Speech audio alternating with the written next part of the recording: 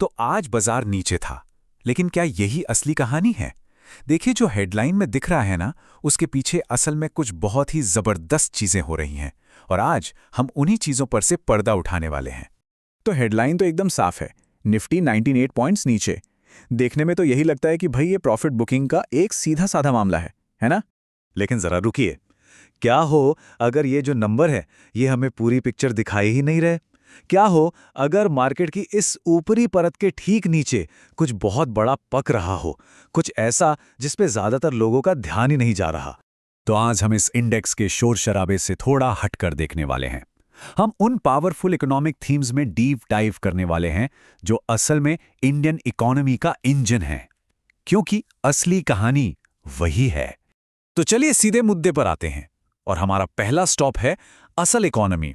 मतलब हम बात कर रहे हैं इंफ्रास्ट्रक्चर की, उन कंपनियों की जो देश का भविष्य बनाने के लिए जमकर पैसा लगा रही हैं। इसी को तो कहते हैं एक मजबूत कैपेक्स साइकिल। और इस कहानी को समझने का सबसे अच्छा तरीका है एक ऐसी कंपनी को देखना जो इस सबके बिल्कुल सेंटर में है, एबीबी इंडिया। अब जरा इन नंबर्स पर गौर कीजिए। मार्केट के जो एक्सपर्ट्स थे उनका अंदाजा था कि एबीबी इंडिया की ऑर्डर ग्रोथ करीब करीब 9% रहेगी, लेकिन असल आंकड़ा एक चौंका देने वाला 26%। ये कोई छोटा मोटा फर्क नहीं है, ये जमीन आसमान का अंतर है।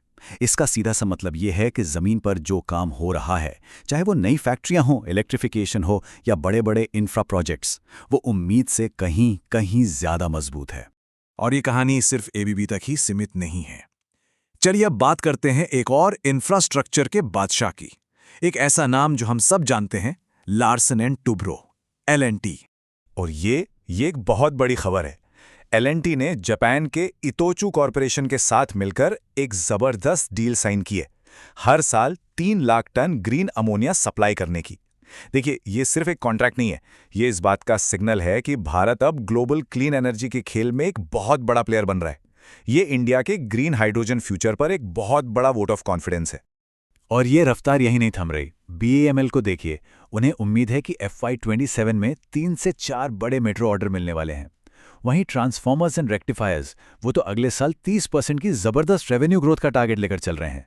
तो एक बात तो साफ है, इंफ्रा की ये जो कहानी है ना, ये तो अभी बस शुरू हुई है। अच्छा, अब आते हैं कुछ और भी ज्यादा एक्साइटिंग सेक्टर्स पर। ये वो सेक्टर्स हैं जो इकोनॉमी का भविष्य तय करेंगे, डिफेंस और एआई। यहाँ जो खास बात है वो ये कि डिफेंस में हमें डबल विन देखने को मिल रही है।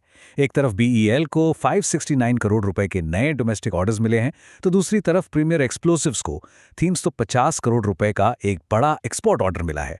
इसका मतलब है कि इंडिया अब सिर्फ अपनी सुरक्षा के लिए ही सामान नहीं बना रहा, बल्कि दुनिया को भी सप्लाई कर रहा है। और बिल्कुल डिफेंस की ही तरह एआई भी अब सिर्फ किताबी बातें नहीं रह गया है, ये अब हकीकत बन रहा है। देखिए, HCL टेक, उन्होंने जेमिनाई एंटरप्राइज के लिए एक पूरी नई बिजनेस यूनिट लॉन्च कर दी है, और दूसरी तरफ टाटा स्टील गूगल क्लाउड के साथ पार्टनरशिप करके एक एजेंटिक एआई सिस्टम बना रही है। मतलब एक ऐसा एआई जो उनके प्लांट्स में खुद ब खुद फैसले लेकर काम कर सकेगा। चलिए अब फैक्ट्रियों और टेक्नोलॉजी से हटकर आम आदमी की बात करते हैं। ये जो ग्रोथ है, इसका असर लोगों की खरीदारी पर, उनके पैसों पर कैसे पड़ रहा है? आइए इस पर एक नजर डालते हैं। और इस कहानी का सबसे ताज़ा और शायद सबसे बड़ा उदाहरण है रिटेल कंपनी ट्रेंट, जिनके तिमाही नतीजे बस कमाल के रहे हैं। ये नंबर्स खुद अपनी कहानी कहते हैं। रेवेन्यू में करीब 20% की ग्रोथ, जो कि बहुत अच्छी बात है। लेकिन असली कहानी देखिए उनके ऑपरेशनल प्रॉफिट यानी ईबिटा में 42% से भी ज्यादा का उछाल। वाओ! इसका मतलब यह है कि वो सिर्फ ज्यादा सामान नहीं बेच रहे, बल्कि हर सामान को ज्यादा मुनाफे पर, ज्यादा कुशलता से बेच रहे हैं। और ये किसी भी बिजनेस के लिए एक बहुत ही हेल्दी साइन है। और अगर ये जबरदस्त नतीजे काफी नहीं थे, तो ट्रेंट ने अपने इन्वेस्टर्स को एक और शानदार गिफ्ट दिया, हर 2 शेयर पर एक बोनस शेयर। ये मैनेजमेंट के कॉन्फिडेंस को दिखाता है कि उन्हें अपनी कंपनी के भविष्य पर कितना भरोसा है। और बात सिर्फ खर्च करने की नहीं है, लोग पैसा बचा भी रहे हैं और उसे इन्वेस्ट भी कर रहे हैं। 361 वैम को ही ले लीजिए, जो वेल्थ मैनेजमेंट का काम करती है। उन्हें उम्मीद है कि उनका AUM यानी जो पैसा वो मैनेज करते हैं वो हर साल 20 से 25% बढ़ेगा। और जब HSBC जैसा ग्लोबल बैंक इंडिया के इंश्योरेंस मार्केट में अपना स्टेक बढ़ाना चाहता है तो ये साफ दिखाता है कि बाहर के बड़े इन्वेस्टर्स को भी इंडिया की लॉन्ग टर्म ग्रोथ स्टोरी पर पूरा यकीन है। तो ठीक है, हमने काफी सारी अलग अलग चीजों पर बात कर ली। अब इन सारे डॉट्स को कनेक्ट करते हैं। एक इन्वेस्टर के लिए इन सब बातों का क्या मतलब है, खास तौर पर एक ऐसे दिन जब मार्केट लाल निशान में बंद हुआ हो। तो यहां मार्केट को देखने के दो तरीके साफ नजर आते हैं। एक है हेडलाइन वाला नजरिया कि भाई निफ्टी 19 पॉइंट नीचे है, बाजार पर शॉर्ट टर्म प्रेशर है। और फिर आता है गहरा नजरिया जो हमें बताता है कि अंदर खाने एक मजबूत कैपेक्स साइकिल चल रहा है, डिफेंस और AI जैसे फ्यूचर सेक्टर्स रफ्तार पकड़ रहे हैं और कंज्यूमर और फाइनेंशियल ट्रेंड्स भी काफ़ी दमदार हैं।